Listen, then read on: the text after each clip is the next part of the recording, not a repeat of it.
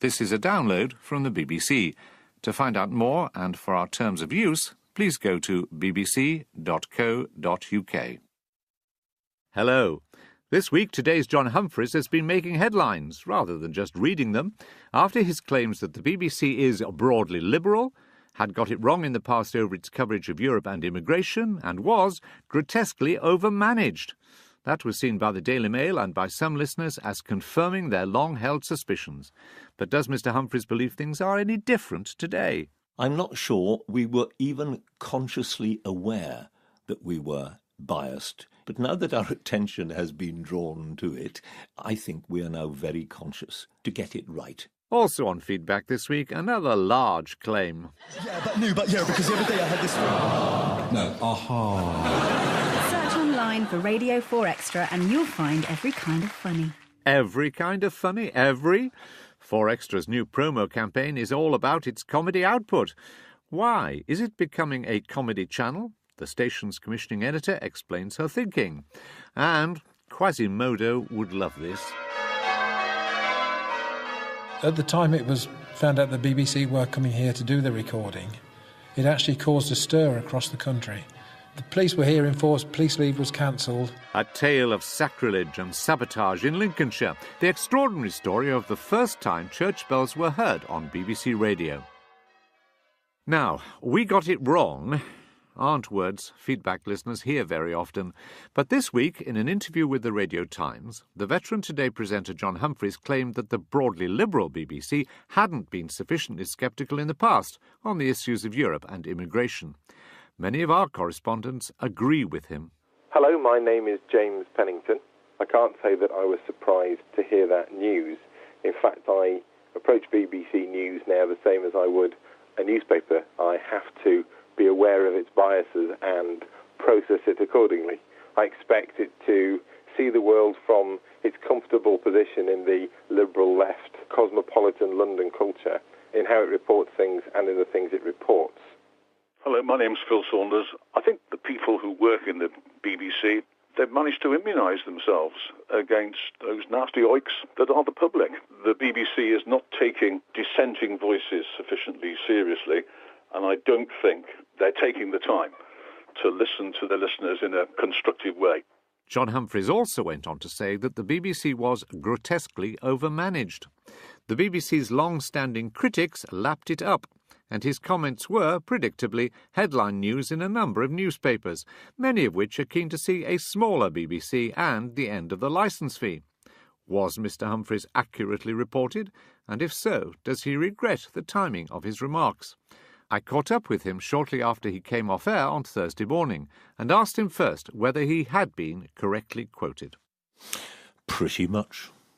Well, maybe not the grotesquely, maybe that was a little bit of hyperbole, but seriously, let's substitute seriously overmanaged. Seriously overmanaged. It is getting better, I have to say that, Roger. Things are improving. You do see, well, you don't necessarily see the odd head rolling, but you do see a few changes coming along, and slightly, I think, fewer managers, though I haven't counted them all. It's the sense you get. There is a question mark about whether you should say it publicly at this time, because... Why not? Public money. Well, some people would say, one, there's a campaign going against the BBC, and therefore you're aiding its enemies. That's one argument. Well, I think that's nonsense. Can I deal with that one? Please do. Because, of course, it's nonsense, aiding its enemies. The idea that presenters like me, or anybody in the BBC, should take the view that the BBC is owned by the managers or by some other force than the licence payers is, and that is grotesque. The BBC, and it'll sound pompous, forgive me, the BBC is owned by the viewers and the listeners, the licence payers, and they should be told what people who work for the BBC think about it. They have a right to know that, it seems to me. And it's not being disloyal, it's being exactly the opposite, it's being loyal. And it's music to my ears, and but there will be... it would be. And therefore, when I also read in the paper you occasionally contribute to, the Mail, that David Dimbleby has been told to go easy on the Labour Party person in a question time discussion. Well, you know what David would do to that. Yeah, what you would do, what I would absolutely do. There'd be a very short sentence delivered, I think, the second word of which would be off. So when, people say admit conspiracies in the BBC about this and that, Have you been part of a conspiracy on Europe or on immigration or anything No, like I that? haven't. But what I've detected, and more importantly, much more importantly, what a very large number of our viewers and listeners have detected over the years, is that we have been broadly liberal. That's the phrase I used. What do you mean by that? What I mean by that is when we have considered Europe, for instance, we've considered it. Look, let me go back just a step. I was born during the war, and I was brought up in a country that was terrified of war happening again. That was the thing that scared us all. It was always there. The spectre was always there during my childhood and my youth as well, for that matter.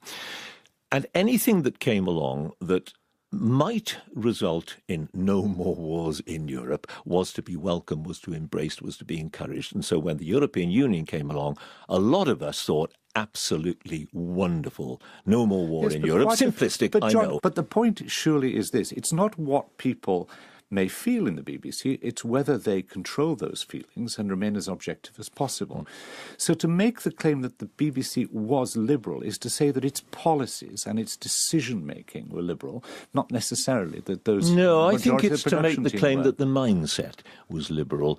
So when somebody might suggest on this programme or others, let's do so-and-so, a particular politician who was known for his anti-European, his sceptical views, people would tend to say, a bit bonkers, isn't he? Well, maybe not. And maybe he wouldn't then be interviewed. So it wasn't rampant. I didn't suggest in that conversation, the Radio Times conversation, that it was rampant, that we were kind of foaming at the mouth, pro-Europeans, federalists to a man and woman. We weren't, but there was a mindset that thought that the right approach to Europe should be supportive. So, no, of course there was no conspiracy, but it was a mindset. It was an approach. And I think if you do an analysis of our coverage during those years, I think that's the impression you would gain as well. Isn't the problem for you in particular, you've expressed the view the BBC's grotesquely overmanaged and has a liberal bias, or had a liberal bias, and people will remember how tough you were with the former Director General, no suggesting that you're on his side or the BBC side's there. But isn't the problem next time you do something about the future of the BBC, which is a really contentious issue, there's a danger that those who want to cut down the BBC will say, and John, you agree with this, don't you, because you've said it's grotesquely overmanaged. So by expressing your views on this issue, haven't you compromised your ability to conduct a discussion about the future size, makeup and nature of the BBC? I don't think so, because I was talking about the BBC as it was, and I also said it is changing, so that if I were to interview somebody who said, you think it's grotesquely overmanaged, let's get over the word grotesquely if we can, therefore, what should be done about it? Well, I would say I'm not going to answer that question, because I don't provide the answers, just the questions. No, but they'll quote you. The point I'm making, John, and it is difficult, isn't it, for all presenters, if they express themselves forcibly on a matter of public contention and debate, when they come to chair something in which they're required to be seen as objective, they are compromised. Well, on some issues, you'd be absolutely right. I don't, for instance, conduct interviews on assisted dying, which is a hugely contentious area, and I've written a book about it, and I have views about it, and I told the BBC I was writing the book, and they said fine, and I agreed without hesitation. I suggested that I shouldn't do interviews on it, and of course I don't. So, BBC is different. We are all the BBC. That's my point. And I was entitled, even as a presenter of the BBC, on the BBC, I was entitled to have a view, which is that it was overmanaged. We are beginning to get on top of it now. The Director General thinks it was overmanaged. Everybody in the BBC thinks it was overmanaged. Maybe still is. Maybe some more work needs to be done. I don't think that's contentious, and I think it would be po-faced for me to say, oh, I am not going to express a view on that. Everybody knows what I think anyway. Certainly in this place they do. I've not made a secret of it for the last and just decades. Finally, for the record, has any editor ever told you to go soft on a political interviewee? Nope. Has anybody ever told you to go soft on the question of immigration? Nope. Has anybody ever told you to go soft on the question of Europe? Nope. But that doesn't prove the point, Roger, because I don't edit the programmes, I don't decide who gets interviewed, and that is crucial to it. Our thanks to John Humphrys, fresh as a daisy after 3 hours on the air. Now for something completely different. I can't see too well anyway because I pawned my corneas 2 days ago to buy a pair of shoes. The replacements are cheap and ill-fitting, and the anaesthetic wears... That, for the uninitiated, was a short blast from Blue Jam, the surreal award-winning comedy series which first aired on Radio 1 17 years ago and is currently being repeated on BBC Radio 4 Extra. The programme requires quite a leap of imagination for those who, like me, were brought up on more traditional radio comedy. Wakey, wake! And Blue Jam certainly woke up some listeners. This is Dr. Andrew St. Lawrence from Dunfermline. I'm sorry, but this is not comedy. The music in the background is monotonous. It's actually quite disturbing. Have you had acupuncture before? No. It's important for patients to relax fully before I start treatment. Otherwise it can be a bit distressing. I've never ever heard such a dreadful programme. And to put it on in the name of comedy, that's the joke, I suppose. On social media, the reaction has been much more positive. Peas Mould, for instance, not his or her real name, I imagine, tweeted at BBC R4 Feedback. Listening to a very strange dreamlike programme on BBC Radio 4 Extra, Blue Jam. Oddly disturbing at this time of night. Music sublime. Blue Jam's high-profile reappearance on the airwaves coincides with a new promotion campaign being run by 4 Extra on TV and radio to push the station's comedy content. It's funny what you hear on Radio 4 Extra. DJ's very important people nowadays. They don't like it if you go up. Do you do requests? Yeah, can you just turn it down a bit for me? Okey cookie, pig in a pokey! With the honourable exception of The Goons, all the programmes featured in the promotion are modern classics. Alan Partridge, Little Britain, Sarah Millican, League of Gentlemen and Mickey Flanagan. And the promo is running extensively on BBC 6 Music. A sign that 4 Extra is chasing a younger audience in these cash-strapped times. Caroline Raphael is 4 Extra's commissioning editor. So, is she trying to change it into a comedy channel? No. But what we are doing at the moment is celebrating the comedy that we have on Radio 4 Extra. Radio 4 Extra, as you know, and hopefully the listeners will know, is an archive network, and its role is to celebrate and mine that extraordinary treasure trove of archive programmes during the BBC, the British Library, and sometimes in listeners' own collections. So and comedy is a very central part of that. So are you trying to increase the proportion of comedy on 4 Extra? No, we've made a slight tweak to extend the comedy club so that that's in the evening, 7 days a week. It seemed odd not to have it there on a Saturday night. But the proportions are going to stay pretty much as they are. So that's light speech, speech about arts programmes, comedy, drama, entertainment. Do you also think, though, that you are more likely to tap a younger audience through comedy than through other forms? Radio 4 Extra doesn't have any particular aims to bring in younger audience. We just want all listeners who enjoy speech radio and enjoy entertaining speech radio, and whatever demographic, they're incredibly welcome. In fact, 4 out of the most listened to, most popular iPlayer radio programmes are from 4 Extra, and they date from 1958, Hancock, right the way through to 2010-11 with Cabin Pressure, and we've got Hitchhikers from 78 in the middle.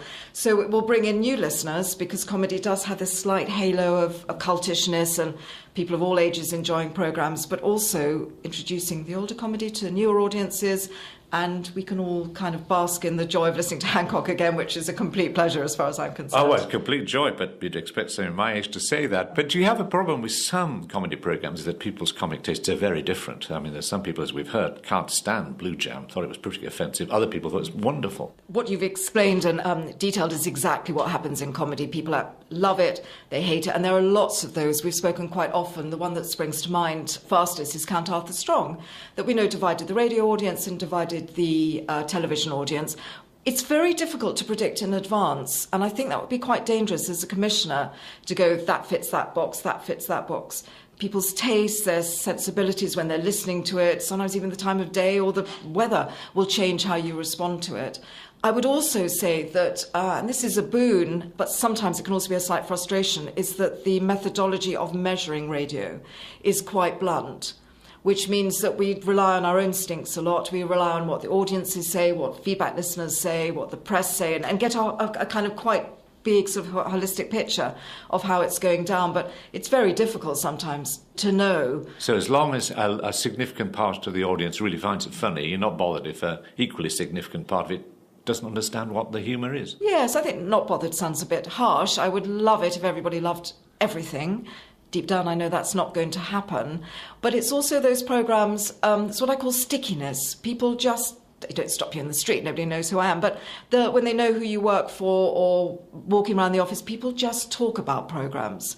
I was talking with somebody this morning about In and Out of the Kitchen, completely unprompted. And those are those programmes that just grab people and stick to the insides of their heads and their imaginations and kind of build as a groundswell.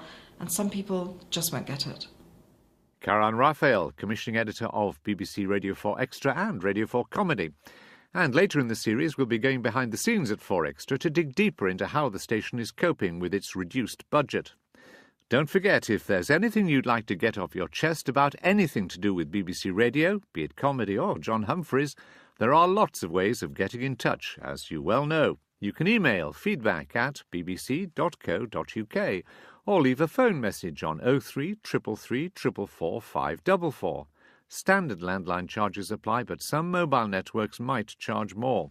You can tweet BBC R4 Feedback or send me a letter to feedback, PO Box 67234, London SE1P 4AX.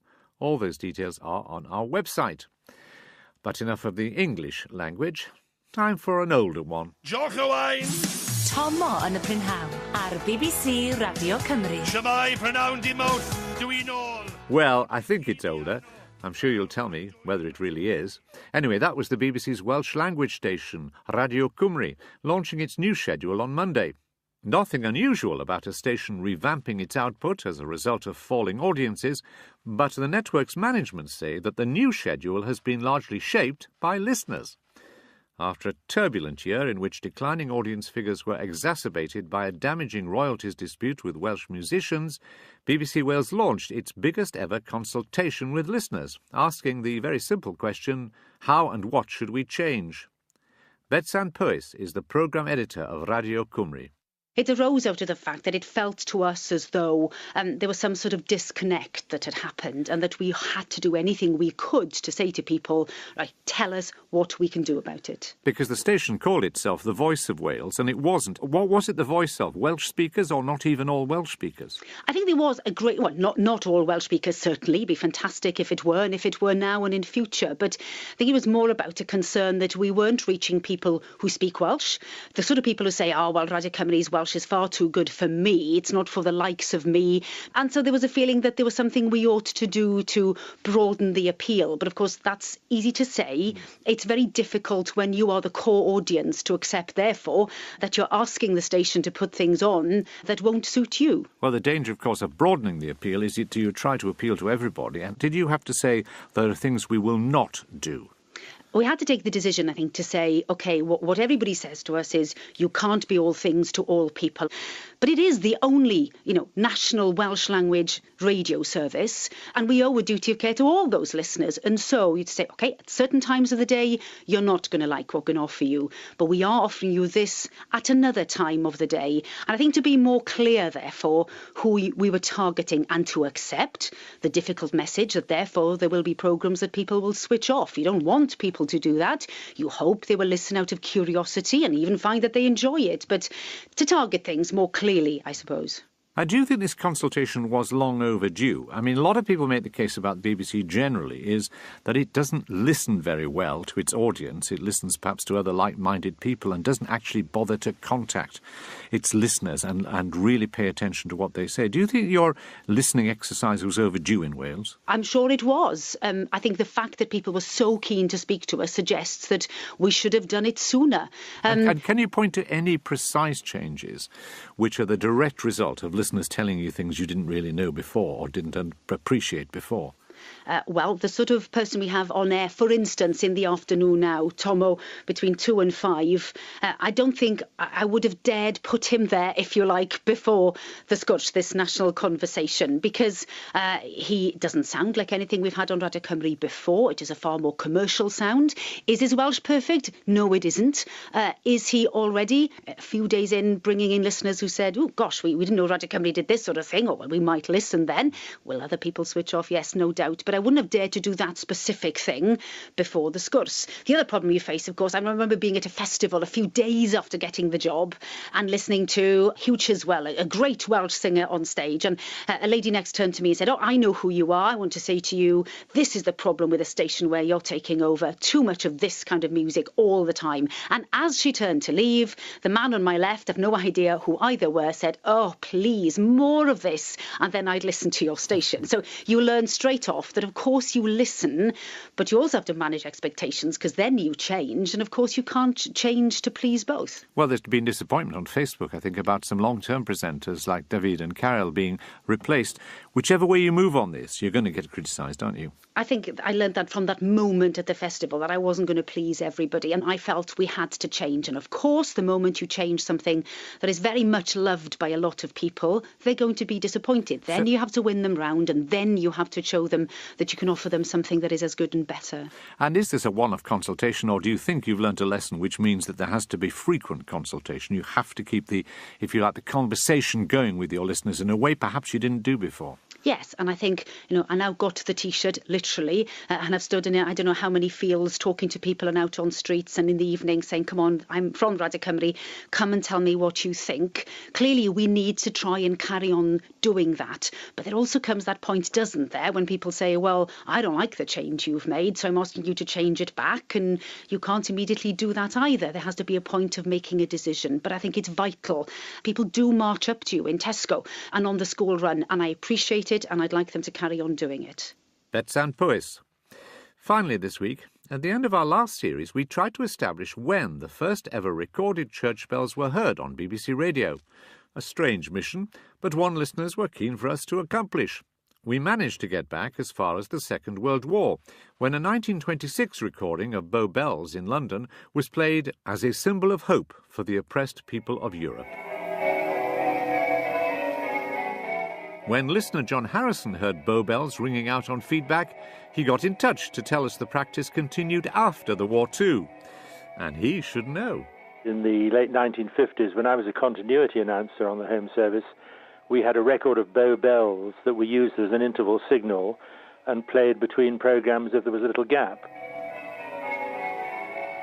It was a nice buffer between programmes, because I think if there's a programme that a listener has found very moving or involving and they just want to savour as it finishes, it's nice to have something like that rather than an announcer jumping in and telling you about some programme you can hear on, say, Tuesday next week.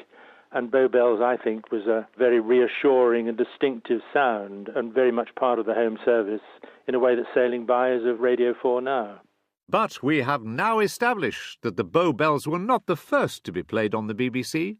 To find out which were, we have to go back a little further in time. To Crowland Abbey. Founded in memory of St. Guthlac, a holy hermit of the 8th century, this Lincolnshire abbey has had a turbulent history. It's been destroyed by marauding Danes, burnt down twice, and rebuilt, only to be razed to the ground by an earthquake, and then rebuilt again before being partly demolished during the Reformation. And that was long before its famous bells led to it becoming embroiled in a remarkable tale of sacrilege and sabotage. Our very own Catherine Godfrey has been to Crowland to hear the story from listener and bell ringer Philip Green.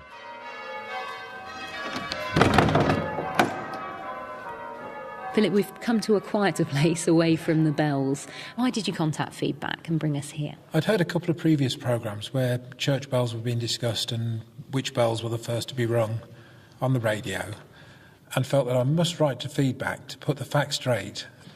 I can tell you that the bells here at Crowland Abbey were broadcast on the 1st of November 1925 and were in fact the first bells ever to be broadcast on the BBC. And what's your evidence for this? You've brought a whole stack of photos and some newspaper articles with you. Yeah, we've got some newspaper articles from the day. and actually some photographs taken of the BBC engineer setting up the sound equipment with the then vicar at the church and listening on a little crystal set outside the Abbey to the broadcast as it was made. And all this was done over telephone wires to get the sound into London, rather than these days just transmitting through the airwaves. Throughout the length and breadth of the country and beyond, the famous bells of Crowland Abbey rang out on Sunday night when their sound was picked up and broadcast over the world by the BBC Station London. At the time it was found out the BBC were coming here to do the recording, it actually caused a stir across the country, because so many people thought it was sacrilege to record the sound of church bells and broadcast the bells across the airwaves. And a protest group was set up to sabotage the attempt by coming to Crowland and cutting the telegraph wires through which the transmission was going to be made to stop the broadcast going out. At first kept secret, news leaked out during the week of an attempt to prevent the broadcasting of the famous bells of Crowland Abbey last Sunday week. The police have the matter in hand, but no arrest has yet been made. It was found that the Crowland to Peterborough circuit had been cut near one of the poles on a lonely part of the road, 2 miles from the village of Thorney. The police were here? The police were here in force. Police leave was cancelled just to try and stop the people cutting the wires to stop this broadcast. But fortunately they cut the wrong wires, and so the transmission went ahead. It was a momentous occasion for the town here to have its bells broadcast on the BBC. When they did go out that evening, what was the reaction? There was some amazing reactions from not only across the country but across the world. The bells were actually heard on that first broadcast in New South Wales. And one lady wrote in to say the clearness of which the bells were heard in remote parts of the country eclipsed any previous transmissions. We're 11 miles from Bournemouth and heard the beautiful bells on a BTH crystal set as clearly as though we were in Crowland. We are agreed that the tone and sound of the bells was perfect, as also the ringing, which was without fault throughout and most charmingly given out. Crowland was also the second set of bells to be broadcast on BBC Radio, and that was in February 1926. And out came the wire cutters again, despite a police presence, and this time they did in fact cut the wires and stop the broadcast. But engineers worked extremely hard through the evening to get the connection made again, and the broadcast actually went out at 10:15 on the evening across the country. So that was a pretty good technical excuse, somebody cutting the wires. Somebody cutting the wires. I think it's a very rare one these days, isn't it? Philip Green and the bells of Crowland Abbey. Never send to know for whom the bell tolls, the poet John Donne wrote, it tolls for thee. Or in this case, for the end of feedback for this week. Goodbye.